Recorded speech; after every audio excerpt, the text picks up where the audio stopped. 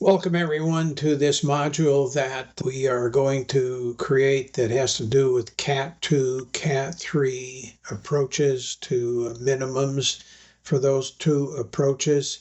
What I want to do though with this is to break it into at least two segments. I attempted to put together a number of different segments into one module, but it was really too lengthy and they had some complications associated with it.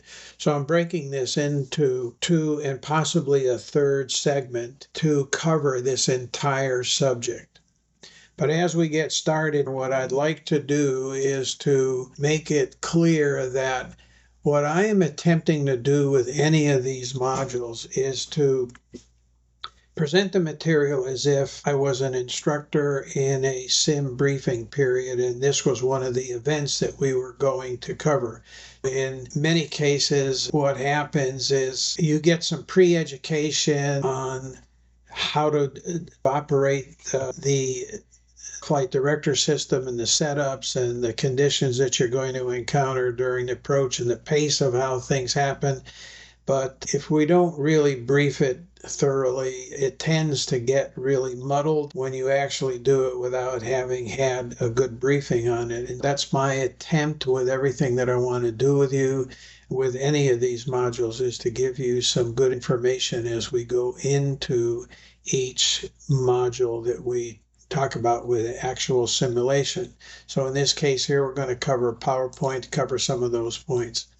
And as I mentioned in this bullet point, it's not only to teach, but to explain the actions that are required by the pilot with the auto flight director system. This particular training scenario, what I also want to do in incorporating everything that we attempt to do here is to make it more real world, because really what I've seen over the years in training is that we kind of get psychologically wrapped up into a training world that doesn't really incorporate real world circumstances and conditions. And that's really what I want to expand with some of the training that we're going to go on with in this module. But I just know that that doesn't really happen in most cases in the training world. And what I want to do is incorporate some real world conditions that we're dealing with in training.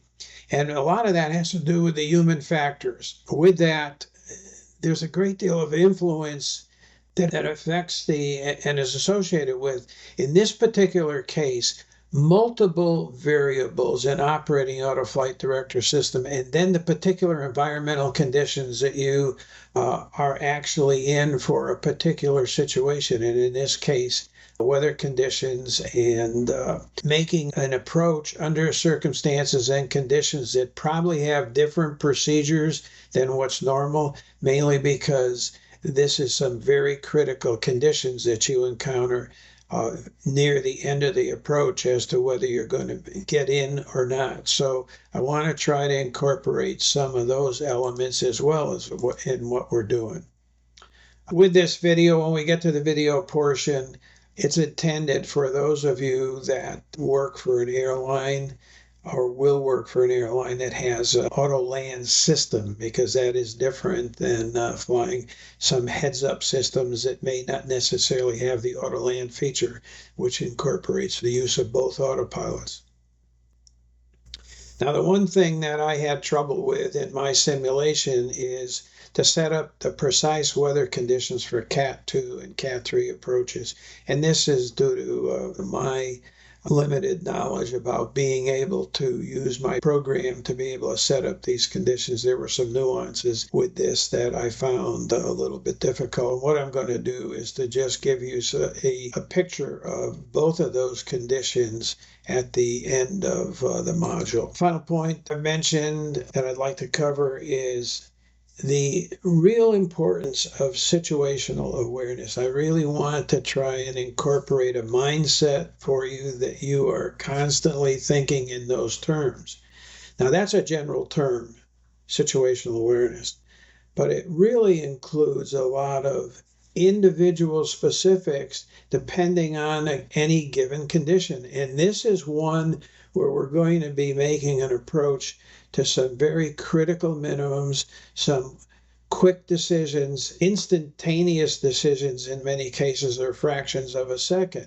And so I really want to have you recognize that this particular approach, this particular condition that you're dealing with here is much different.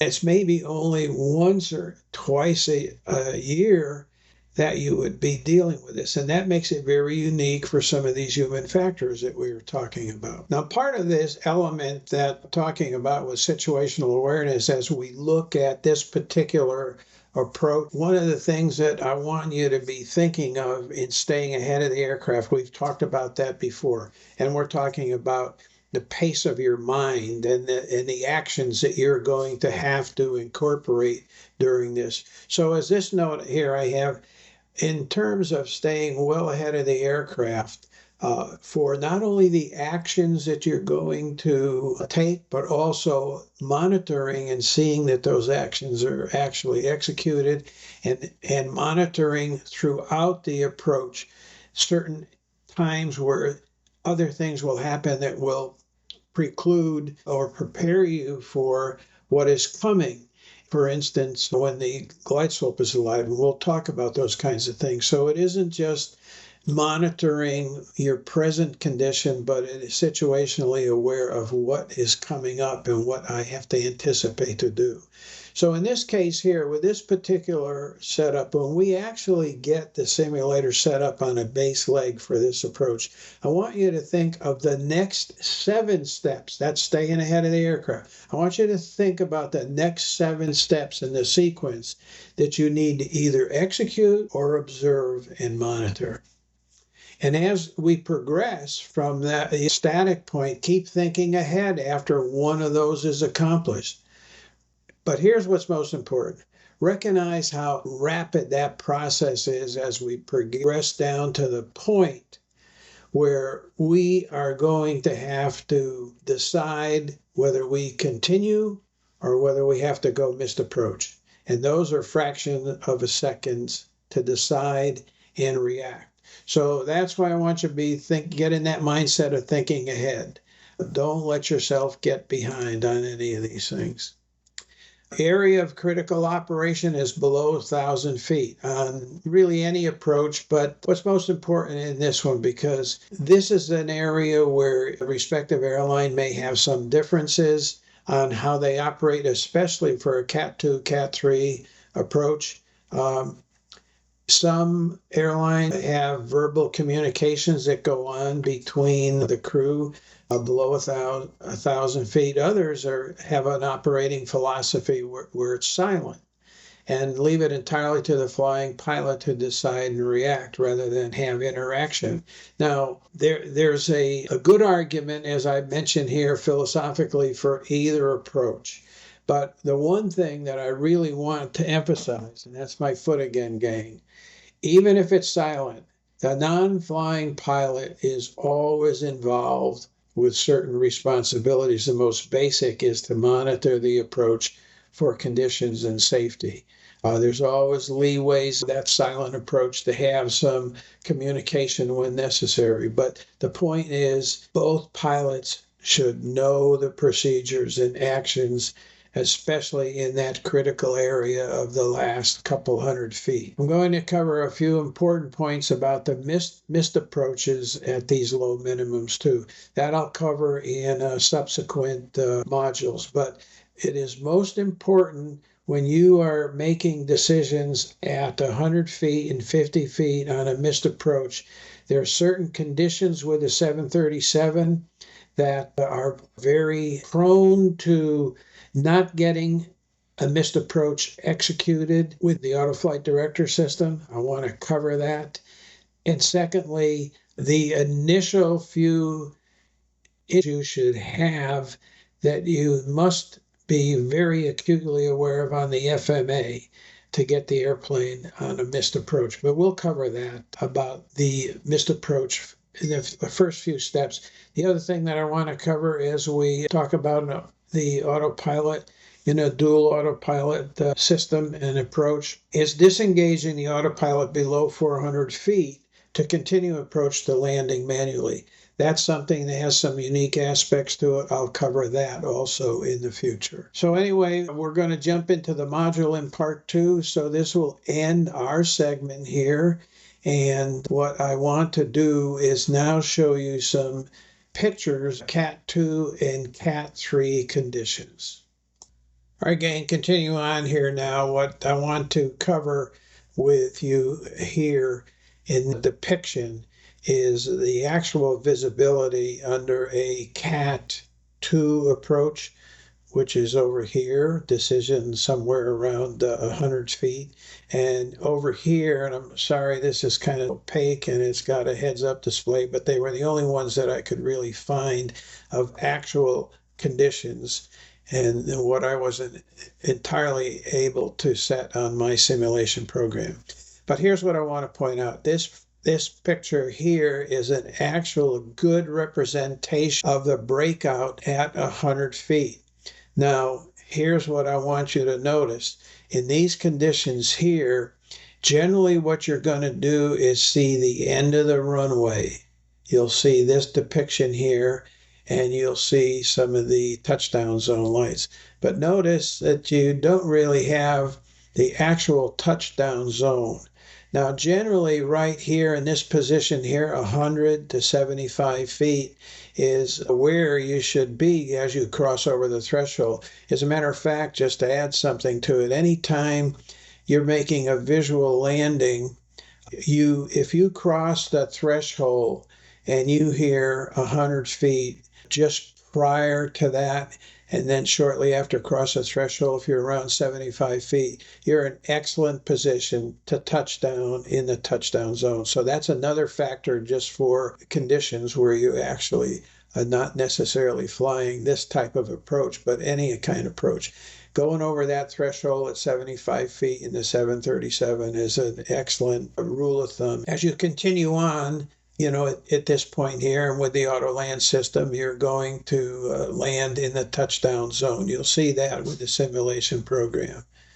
And remember, I said this in a previous module, that 737 is capable of landing in a certain crosswind with limitations. It's generally about 10 knots that a crosswind component you would land. And in that case there, the nose is going to be a little bit to the left or right, depending on which crosswind you're dealing with at touchdown.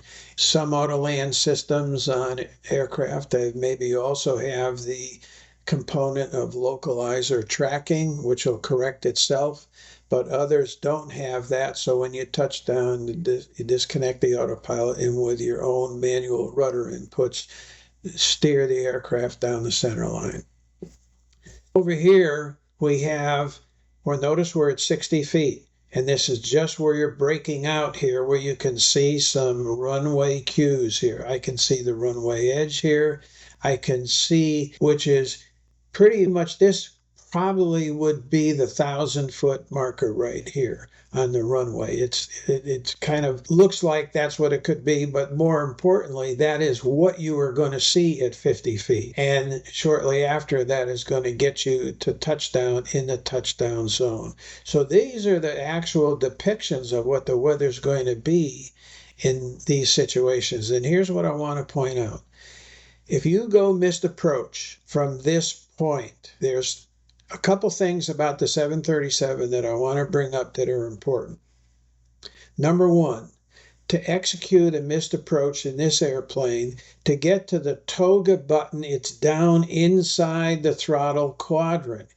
And very often what happens is people make the mistake or just inadvertently hit the auto throttle instead of toga.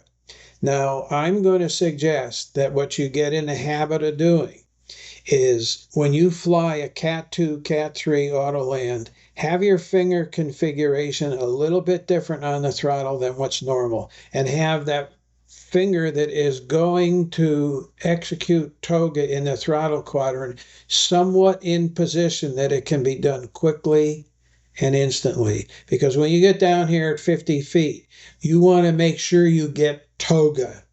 And with that, how do I ensure that I have toga? Well, number one, if you're in an auto land system, the throttles are going to start to come up because you'll disconnect one of the autopilots, but the auto throttles will remain in the on position provided your procedures are to fly with the auto throttles on.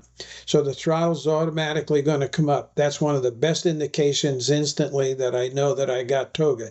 The second and most important is to look at my FMA and make sure that I get GA in the auto throttle window and I get TOGA in the pitch window, and I want to see that pitch bar move to a go-around pitch attitude. Those are the most critical elements on these low visibility approaches. Chances are, even with that good expeditious decision making and reaction, there's a chance with a Cat 3 that you're going to touch down on the runway.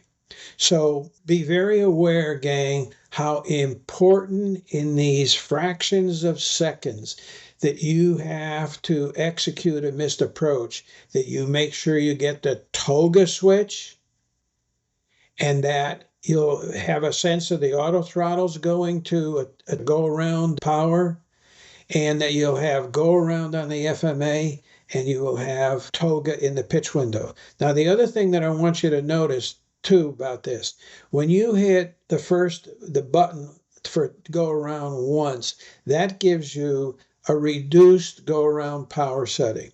Now, that's really important to understand because high power settings really gives you a pitch attitude that you have on a go around that is going to be something you really have to deal with because it gives you such a high pitch. I mean, this to pitch and ship on the 737 is something I'm sure you'll have training with. But here's the thing. If you manually make a missed approach with power, go to a power setting initially that is around 87%, 86, 87%, because that's about what the auto throttle system is going to give you on a go around. Don't go to full power or you got a handful that you're dealing with if you're flying it manually. So just make sure that you go to a power setting that you feel is around 80, 87% or so. Have the pilot monitoring check you on that, and that's a good, comfortable power setting for not getting into so many crazy pitch attitudes that have made some missed approaches really interesting for crews. Okay? So anyway, gang, this is it on this particular segment here. Next, we'll do an actual approach with a simulation. Hope this is helpful. I guarantee you there's a lot of real world information that I just shared with you there that you don't necessarily get exposed to in training, but try to incorporate that in your training as you go through these segments of training and even out there in a real world. All right, folks. Hey, hope this kind of lends some information that is helpful to you. Good flying.